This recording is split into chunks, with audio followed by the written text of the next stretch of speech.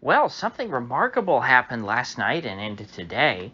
Uh, for the first time in recent memory, I can see the media and I guess what the people who Jimmy Dore would call the shitlibs, your mainstream Democrat voters on Twitter, they're upset about a mass shooting that occurred in a dense blue city. Normally, we're only told to care about mass shootings when they happen in a suburb, in a red state, in a movie theater, uh, almost always in a white part of town. And a common retort from your sort of boilerplate Republicans is, well, you never care about all the shootings that happen every weekend in Chicago and Philadelphia and Detroit. And up until now, that's been true. But last night, we had one of these shootings in Philadelphia. There were reportedly crowds that formed in front of a music venue on the streets, specifically on South Street in Philadelphia. I've never been there, so I'm not familiar with the area. But apparently, there was a music venue there, and there was a crowd of teenagers that formed and was rampaging for 4 hours. The police were present. They did not break up the crowd. They did not try to allow traffic to get through. And eventually, this crowd erupted in gunfire, and 13 people were shot. And at this point, 2 are dead. And so, it's a pretty typical event in a place like Philadelphia or Chicago. And you would think, okay, well, life goes on. But now, I guess because they're already the gun grabbers are already in heat. they're trying to take this shooting in Philadelphia and pin it on the NRA and Republicans and those damn rednecks that all voted for Trump. I mean, you have shitlib influencer accounts like that. What's her name? I think her name's Dr. Wendy something, saying the NRA did this, and all of the other modern equivalents of the Krasensteins who aren't around anymore. All those types of accounts are they're going, look at what the NRA and the Republicans did. Oh my gosh, this is just another day in MAGA America. And I'm a little taken aback because, wait, if we're going to start talking about the problems of shootings in Democrat-run, very densely populated urban environments, like, do you really want to go there? I mean, I'm afraid, I don't even know how much I can say on YouTube, but, there is one other element that is at play when you start talking about these particular cities and these particular neighborhoods that I don't think the Democrats really would like to get into. And beyond that, when you have these urban skirmishes, these sometimes brief, sometimes lengthy gun battles in the streets of America, they almost never are fought by people who went into a gun store, got their background check, waited their 3-day waiting period, and got their gun. That's not really how this happens. And it's almost never an AR-15. Now, that does happen. They're kind of hard to carry around in cities, which is why you don't see them as much. But I'm sure there are plenty of people, gang members, criminals, whoever, who own ARs. I mean, there's just so many ARs in the country, there's no way to avoid it. But it's unquestionable. I mean, even carrying around a full-size handgun is a bit of a chore if you're not wearing winter clothes. And so these kinds of shootings just don't fit the narrative well. And so inevitably, if they're going to try and do this, I mean, once we find out the details, we're going to find out that this guy probably had a Glock or an M&P.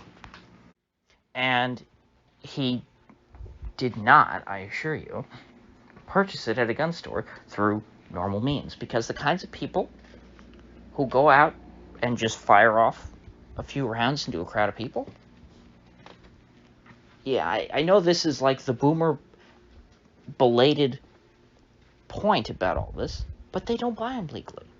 And that's why I'm a little baffled. Like, I don't make these arguments. I don't worry about it because I don't normally talk about it in this way. It's like, well, gun control doesn't work because criminals don't follow gun laws. Well, yeah, obviously.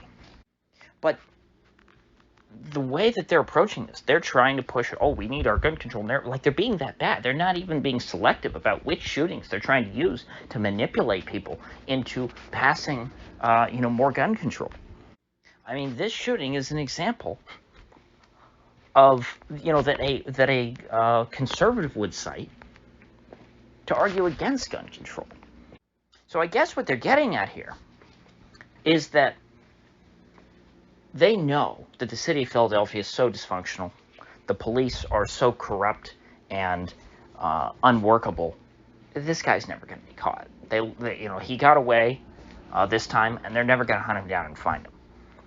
He just disappeared back into the crowd. So we're never going to have all the details about this, so I guess they're going to try and just speculate that this guy used an AR-15, and he purchased it at his local gun shop, in downtown Philadelphia. And he's a Trump supporter. And, well, they're not calling him a white supremacist, so I guess there are witnesses who noticed he was black. I mean, from what I understand, this was a crowd of black people. What the media is running with, and I'm happy to see the local reporter who, posted out this clip got ratioed. What they're trying to run with, I guess, is that, well, the police say that a witness spotted a high-capacity magazine, or a high-capacity magazine was found on the scene. Maybe they dropped a mag and, when they expended it and ran off. That's the best you got? I mean, I hate to tell you, but the magazine thing, it's just not that sexy. And Pennsylvania is a state that's trending to the right, and this is going to be the first midterm for an incumbent president. It's not going to go well this year in the midterms for the Democrats. Republicans already, I believe, control both legislative bodies, or both houses of the legislature, in Pennsylvania. I guess what they're betting on is that they can somehow pressure the Republicans enough because there's enough weaklings in there, and they'll say, okay, we're gonna pass a high-capacity magazine ban. I mean, what is this? What are they getting at? It seems at this point that the gun grabbers are grasping at straws. They're just looking for anything they can. Oh, look, somebody got shot here. Oh my, and there's people in the comments from Australia going, oh my gosh, I just don't understand how you let your people have guns. It's like, shut up, bitch. People in Australia follow laws. So yes, you can outlaw things here. What these Europors and these Anglos from other parts of the world don't understand is that America's not, large parts of America, they're not law-abiding people. And that's part of what makes America a good place, is that people don't just follow orders and do as they're told. People do what they want to do. And so what you really want to focus on in this country is making sure that we have good people. Because whether you have good people or bad people, they're going to do what they want to do. And when bad people do what they want to do, they murder folks. And that ain't going away. That's not going to stop. I don't care if they banned all guns tomorrow. Everybody's still going to have them. So this, to me, at this point, reeks of desperation. I think they're trying to do a fog of war sort of thing. If they just cry about every single shooting, instead of picking out individual cases, like, let's say, the shooting in Texas last week, instead of just going ham hog on one thing like they did with Sandy Hook, they went after Sandy Hook for months and months and months. Maybe if they just try and throw a fit and a tantrum over every time somebody gets shot in this country without looking at any of the details, it'll all just sort of blend together. The details won't matter, and it will somehow help their case. What's interesting about all this is that for the first time, and maybe this has happened before and I just haven't noticed it till now, but this is an example. This current row over guns, it's an example where the left has no centralized narrative. It seems like they're all just floundering. There is no NGO or um, consultant group that seems to be orchestrating a real media campaign here. It's very scattershot, and it seems like everyone is working kind of autonomously. Because really, what is this about? It's about magazines? Is it about ARs? Is it about guns that are black and scary? Is it about guys under 21 owning guns? In which case, that opens up the draft argument, and it opens up the voting argument. I used to get scared about times like this when the Dems would get all upset and start peacocking after a shooting and go, see, I told you so. So you need to do everything I say. And I would I'd get worried. I'd go, oh my gosh, are they going to get it this time? Are they going to get us? And each successive time, they appear to me to get further and further away from their goal. To the point, at this point, that it just feels, like I said, that they're grasping at straws. They feel defeated to me. They act defeated. They sound defeated. All they can do is get up there and throw temper tantrums and say that when a black guy shoots a bunch of black folks in a crowd in Philadelphia, that's the fault of these white racists out in the country with their NRA hats and their ARs. Go ahead, blame country people for the problems of the city. See how well that goes for you. You ever wonder why it is that when it comes to shootings, the Democrats only focus on mass shootings where the majority of the victims are white and where the perpetrator's white? You ever wonder that? It's because when they are trying to push gun control, what they need is for these white suburban housewives to feel personally threatened. They need to make it about them.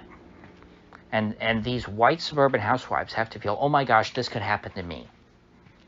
And so we got to outlaw guns. This could happen to my kids. When they see a bunch of black kids getting shot in Philadelphia, they don't feel that way. They look at that on the news and they go, yep, that's why we don't live in the cities anymore. And actually, at this point, these white suburban housewives are probably 2 or 3 generations removed from the cities.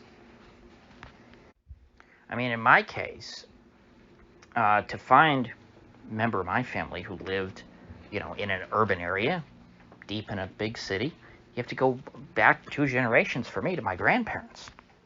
Part of the reason for that is that, I do live in Florida, and Florida doesn't really have traditional urban centers like New York or Chicago, because the vast majority of the state was developed after World War II, and they really didn't build more of these dense urban cities after World War II. They built landscapes that are conducive to automobile traffic.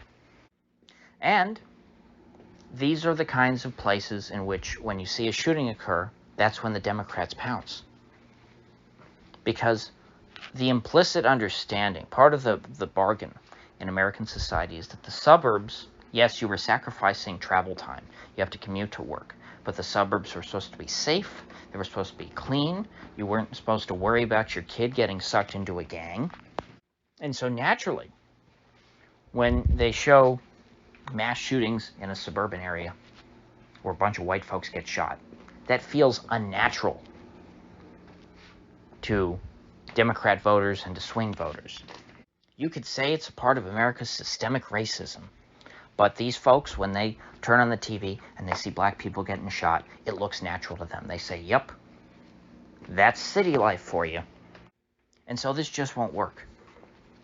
No other way of putting it. The Black Lives Matter thing, that was about cops.